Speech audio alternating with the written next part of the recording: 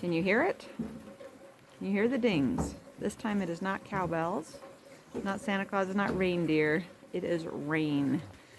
We've been hiking up to cebriero, and you gotta see how we are Mr. and Mrs. Blob, Brown Blob. Michael, sport your hunchback there. Yep, that's how everyone looks going up the hill, unless they're wearing other rain gear like these smart folks too. So wet from the knees down. We're an hour into our hike today. We'll see how far we go and how wet we get. Thankfully, we have a place booked and they have a washer and dryer. So I suspect we'll be using it.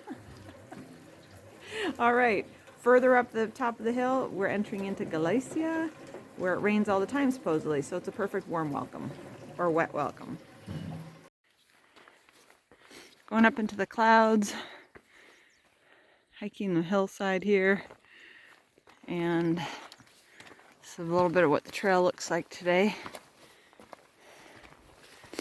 Michael's sporting the unique one pull method when you don't have to have your hand out from underneath the rain poncho.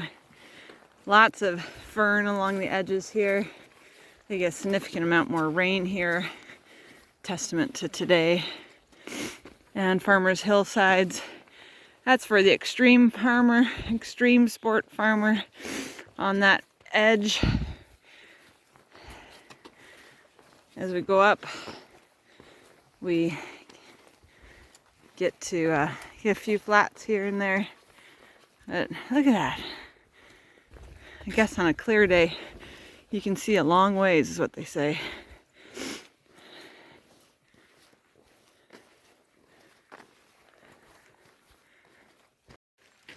Didn't expect to see this. This is a thatch roof. Well, you can see it, but it is dripping water, beating it off. It's pretty cool. Full thatch roof building. A bunch of stone.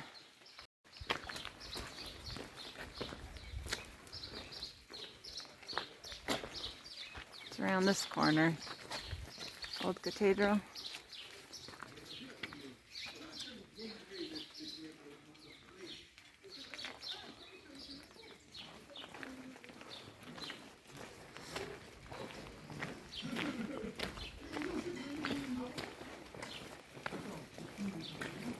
Buenos dias. Buenos dias.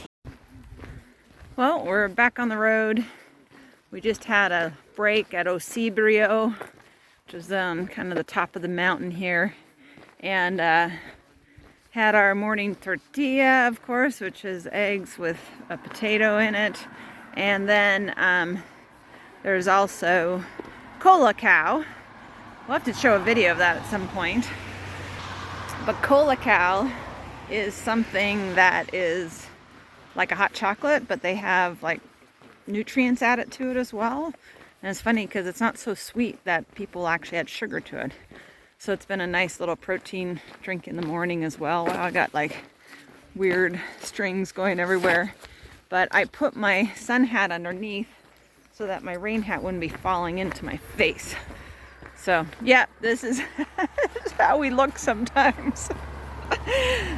Just rock stars.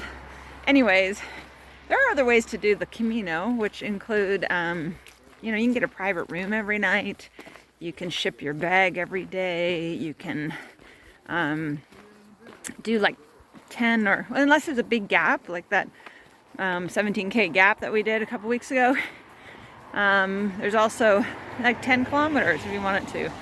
Usually can't check into the albergues until noon or 1, but it's a lot earlier than if you were going from hotel to hotel, because often, hotels actually here, they can check you in a little earlier, but like in the US, you wouldn't be able to check in until 3 or 4 usually. But here you can check in, and they expect you to come in around between noon and 4.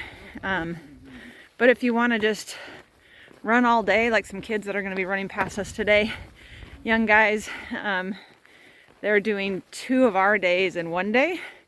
They're running, walking, and they just do long days. And last night they came into the albergue about 8 o'clock, and then they're up again at 6 this morning, and they're going to come past us at some point. There's so many different ways of doing the Camino. You just do it your way. Some people will book ahead every albergue every night, and with that you end up like if you get tired, you just take a taxi when you're tired and you just go to the next town. Go to wherever your booking is. So there's so many ways to do it. And there they go. On to Saria. It's only 43 kilometers today, so they'll be golden. All right, we've been told these mile markers won't quite add up because, you know, the trail's changed over the years, but it says 157 left. We're going through a little rainforest here. Beautiful. Top of a mountain in a cloud. But check these babies out. And Michael, you say they're possibly Amanita. Amanitas. And what are they beneficial for? Raising berserk Vikings. Or? Killing you. Okay, your choice. All right, we might stay away from those today. Oh, here comes a little more rain, so I gotta put you away. Victorious! Woo! The top of the hill mountain is a great sculpture of a pilgrim. St. James with the pilgrim. St. James.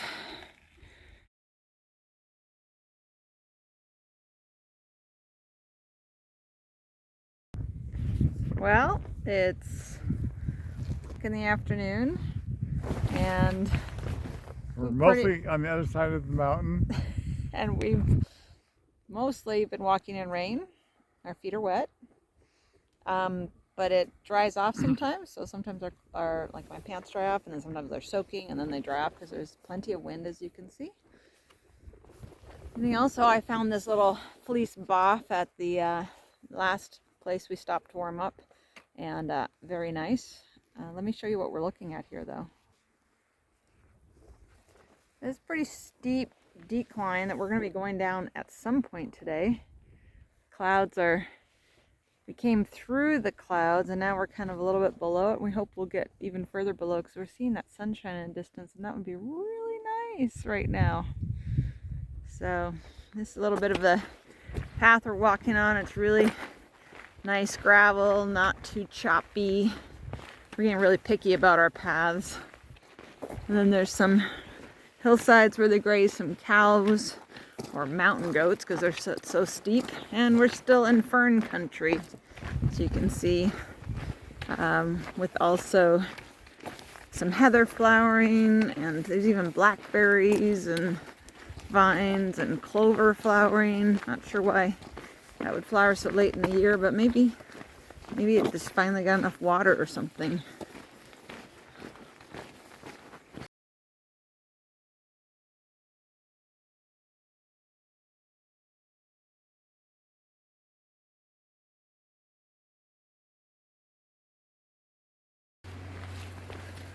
Just a afternoon stroll in a woods. We're now below the clouds, which is very exciting. It has stopped pouring rain, which is even more exciting. And I do have a feeling in my toes. So I think we escaped hypothermia.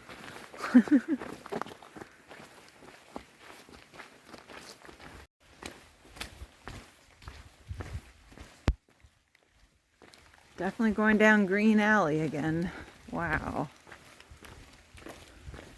We're trying to figure out why and how this road got carved out amongst these rocks and trees.